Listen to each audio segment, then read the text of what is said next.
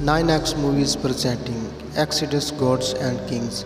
ये कहानी आज से हज़ारों साल पुरानी है और ये बाइबल की एक सच्ची कहानी है। ये कहानी है अब्रानियों की जो मिस्र में 400 सालों से गुलाम हैं, पर इन 400 सालों में वो ना ही अपने मुल्क को भूले और ना ही अपने खुदा को और ना ही खुदा उनको भूला। पिछले 400 सालों से मिस्र में गुलाम है। ये मिस्रियों की गुलामी करते हैं, इनके लिए बड़ी बड़ी मूर्तियाँ बनाते हैं, बड़े बड़े महल बनाते हैं ताकि इनके मुल्क को खूबसूरत बना सके। लेकिन इनकी अपनी ज़िंदगी बहुत तंगी में है। ये मिस्रियों की गुलामी करते हैं, वो इन पर जुल्म करते हैं, इनकी छोटी छोटी गलतियों को बड़ी बड़ी सजाओं में बदल देते हैं। अब हमें दिखाया जाता है कि एक बहुत बड़ा महल है जिसका नाम मेम्फिस है।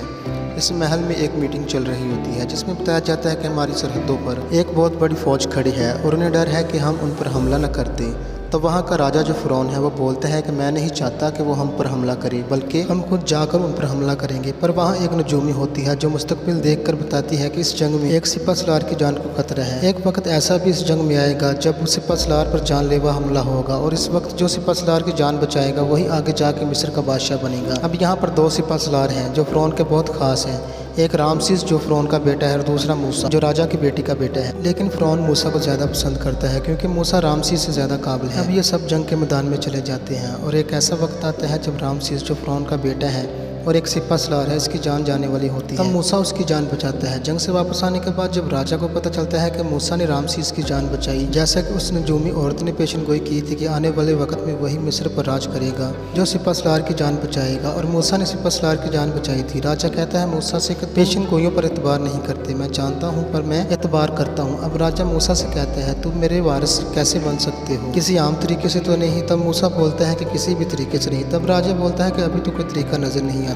दरअसल फ़िरौन मूसा से बहुत ज़्यादा प्यार करता है और मूसा भी फ़िरौन की बहुत इज्जत करता है। तब उनकी एक मीटिंग होती है और ये कहते हैं कि हमारे जो मजदूर हैं वो बहुत परेशान कर रहे हैं। तब राजा अपने बेटे रामसीस से बोलता है तुम वहाँ जाकर जायज़ा लो कि क्या मसला है। तब मूसा रामसीस से कहता है कि आप रहने दो, मैं खुद जाकर देखता हूँ वहाँ क्या मसला है, क्योंकि वहाँ जाना आपकी शान के खिलाफ होगा। अब जो पेशन गोई हुई थी उस पेशन गोई के मुताबिक रामसीस के दिल में शक होता है कि मूसा कल को हमारा राजा न बन जाए, पर यह शक अभी कच्चा होता है। तब हमें दिखाया जाता है कि मूसा उस जगह जाता है जहाँ मजदूर हैं, पर वहाँ मजदूरों की हालत बहुत ख़राब होती है। तब मूसा से मजदूरों का वजीर बोलते हैं कि ये किसी भी वक्त बगावत पर उतर सकते हैं, इनकी तादाद बहुत ज़्यादा हो गई है। तब मूसा बोलते हैं कि मैं इनसे बात करना चाहता हूँ और वो अब्रानियों के बुजुर्गों को बुला लेते हैं। मूसा उनसे पूछता है तुम लोग क्या चाहते हो। तभी उनका एक बुजुर्ग बोलता है हम अपने मुल्क कनान जाना चाहते हैं। तब मूसा बोलते हैं मैं मुल्क कनान गया हूँ, वहाँ के कबीले बहुत ज़्यादा खतरनाक हैं, अगर तुम वहाँ गए तो वहाँ से कभी वापस नहीं आ सकते। तब मूसा उस बुजुर्ग से उसका नाम पूछता है, पर वो बुजुर्ग बोलते हैं पहले तुम अपना नाम बताओ। तब मूसा बोलते हैं कि मैं बितिया का बेटा मूसा, बितिया जो राजा की बेटी है उसका। तब वहाँ पर सब लोग खुश हो जाते हैं क्योंकि मूसा उन्हीं में से एक होता है। ये हमें आगे जाकर पता चलेगा कि कैसे। तब वह बुजुर्ग भी मूसा को अपना नाम नून बताता है। तब वहाँ एक अब्रानी मूसा से बोलता है कि नून आपसे अकेले में मिलना चाहता है। तब ये एक घर में चले जाते हैं जहाँ नून मूसा को बताता है कि तुम्हें सिर्फ ये बताया गया है कि तुम एक सिपह सलार के बेटे हो, पर तुम्हें इस सिपह सलार का नाम भी नहीं बताया गया। सच तो यह है कि तुम एक गुलाम पैदा हुए थे और जब तुम पैदा हुए थे तो एक पेशन गोई हुई थी कि अब्रानियों का इस साल मसीहा पैदा होगा,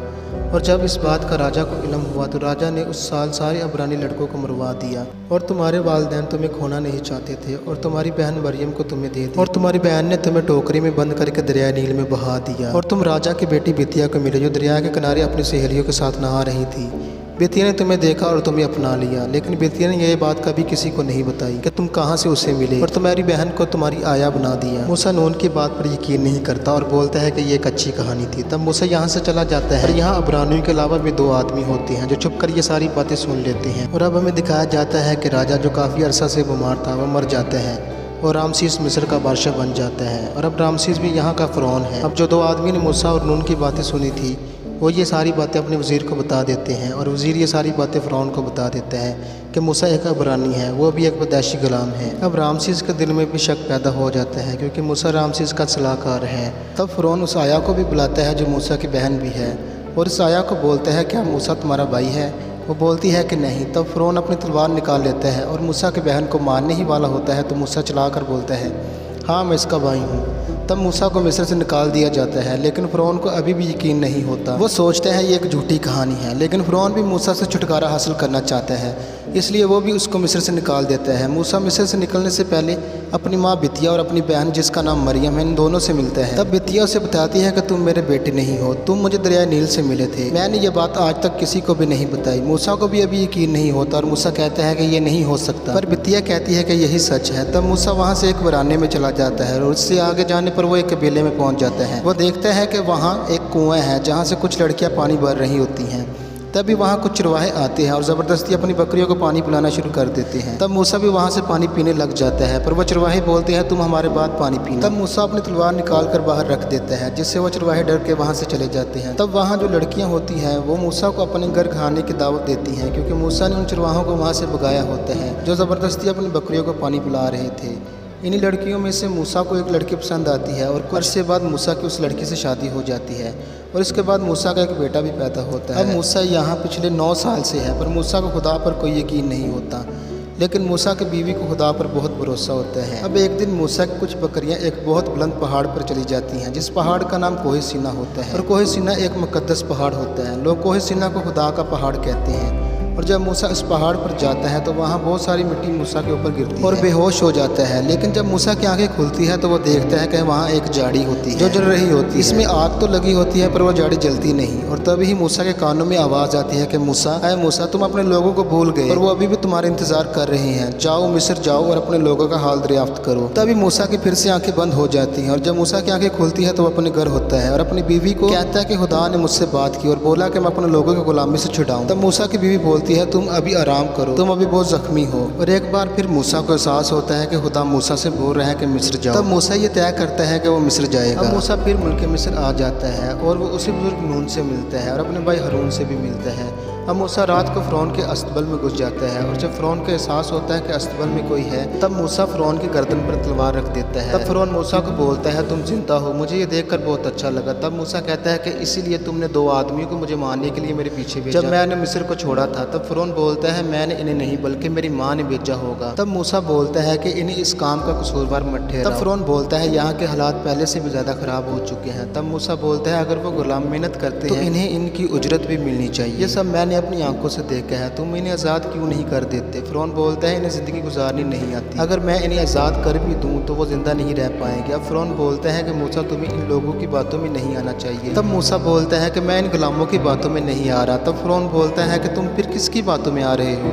तब मूसा बोलता है कि खुदा की, और ये कहकर मूसा यहाँ से चला जाता है। अब महल में एक मीटिंग बैठती है और फ़िरौन बोलता है कि मूसा ने मेरी गर्दन पर तलवार रखी है और मुझे धमकी दी है कि मैं गुलामों को रिहा करूँ, इसलिए मूसा को जिंदा रहने की कोई ज़रूरत नहीं है, मूसा को मार दो। अब फ़िरौन के सिपाही जिस भी घर से मूसा का पता पूछते हैं और वो घर मूसा का पता नहीं बताता तो वो उस घर के सभी लोगों को सरेआम फांसी दे देते हैं। अब मूसा को दिखाया जाता है जो गुलामों को घुड़सवारी और तीरंदाजी सिखा रहा होता है ताकि वो यहाँ अपनी एक फ़ौज तैयार कर सके। और थोड़े अरसे बाद मूसा की एक फ़ौज तैयार हो जाती है और अब ये फैसला करते हैं हम मिस्रियों को परेशान करेंगे। वो उनके खाने के ज़ख़ीरों को जला देते हैं, उनकी कश्तियों को जला देते हैं और कुछ मिस्रियों के घरों को भी जला देते हैं ताकि वो फ़िरौन को शिकायत करें कि वो गुलामों को आज़ाद कर दे। तब फिर मूसा को आवाज़ आती है तो मूसा पूछता है आए खुदा तू कहाँ था।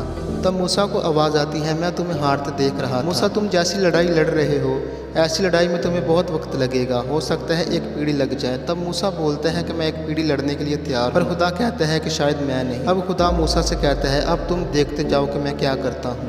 और अगले दिन मूसा फ़िरौन के पास एक बार फिर जाता है और बोलता है मेरे लोगों को जाने दे, पर फ़िरौन बोलता है नहीं। तब दिखाया जाता है दरिया नील का सारा पानी खून में तब्दील हो जाता है और सारी मछलियाँ मर के ऊपर आ जाती हैं और मिस्रियों के खेतों को पानी नहीं मिलता और सारे खेत तबाह हो जाते हैं। इसके बाद ये दिखाते हैं कि पूरे मिस्र में मेंढक ही मेंढक हो जाते हैं और तबाही मचाना शुरू कर देते हैं और मेंढकों के मरने के बाद पूरे मुल्क में मक्खियाँ ही मक्खियाँ हो जाती हैं। और इसके बाद जो होता है उसके बारे में कभी किसी ने सोचा भी नहीं होता। पूरे मिस्र में कोढ़ फैल जाता है, इस कोढ़ से राजा रानी कोई भी नहीं बचता। इसके बाद मूसा घोड़े के ऊपर एक पैगाम लिखकर भेजता है कि ये सारी आफतें खुदा की तरफ से हैं और आने वाले वक्त में ये आफतें और भी ज़्यादा होंगी, हमें आपस में समझौता कर लेना चाहिए। रामसीस मूसा की बात नहीं मानता बल्कि वो गुलामों को और भी सजा देना शुरू कर देता है और साथ उन लोगों को भी फांसी दी जाती है जो लोग मूसा का पता नहीं बताते। और जब खुदा देखता है कि फ़िरौन ने उसकी बात नहीं मानी तो वो मिस्र पर एक और आफत भेजता है। मिस्र के सारे पालतू जानवर भैंस बकरियां घोड़े सब मरना शुरू हो जाती है जिससे पूरा मिस्र बहुत परेशान हो जाता है। इसके बाद खुदा का कहर कम नहीं होता और वो मिस्र पर एक और आफत भेजता है। पूरे मिस्र पर बहुत बड़े बड़े ओलों की बारिश होती है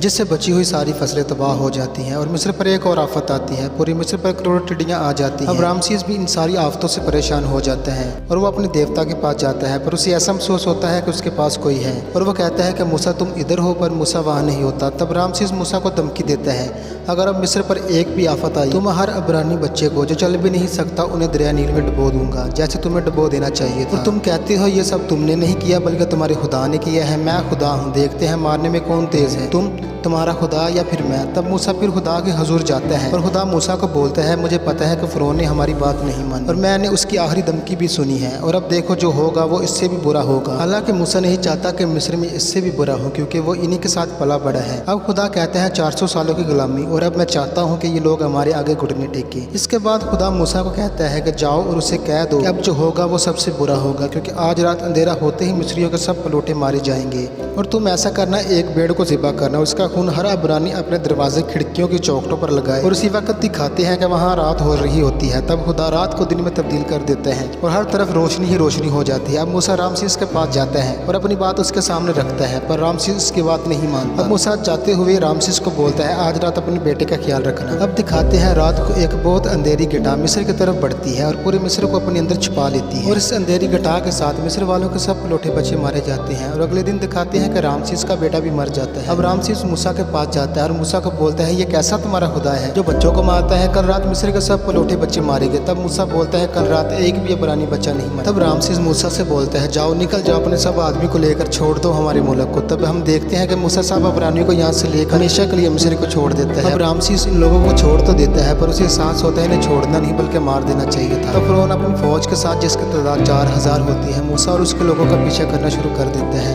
हालांकि वो उनसे 4 दिन की दूर की मुसाफत पर होते हैं। अब्रानी पैदल सफर कर रहे होते हैं, जबकि रामसीस के पास घोड़े हैं, रथ हैं, इसलिए वो जल्द से जल्द उन तक पहुंच सकते हैं। अब दूसरी तरफ मूसा को खबर मिलती है कि रामसीस इनका पीछा कर रहा है। वो अपने आदमी को बोलता है, जल्द से जल्द चलो। अब इनके आगे 2 रास्ते होते हैं, एक पहाड़ी वाला और एक दूसरा रास्ता होता है।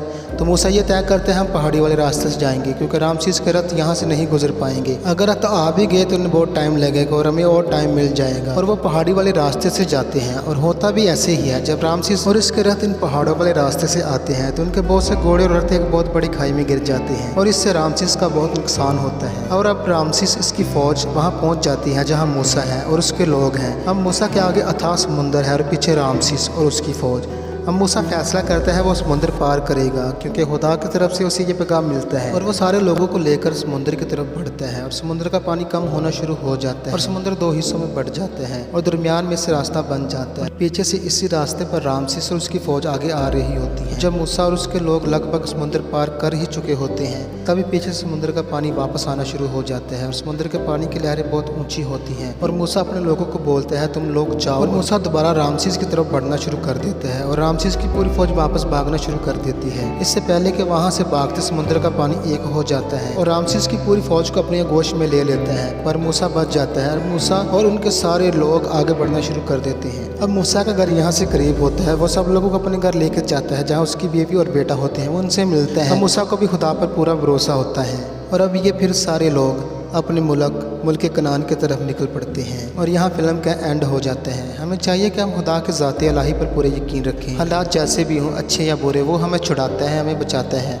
हमारी हिफाजत करता है और हमें वो सारी नेमतें देता है जिसके हम हकदार हैं। अगर आपको मेरी ये वीडियो अच्छी लगी हो तो वीडियो को लाइक करें और चैनल को सब्सक्राइब करें। हम आपके लिए ऐसी और भी कहानियाँ लाते रहेंगे।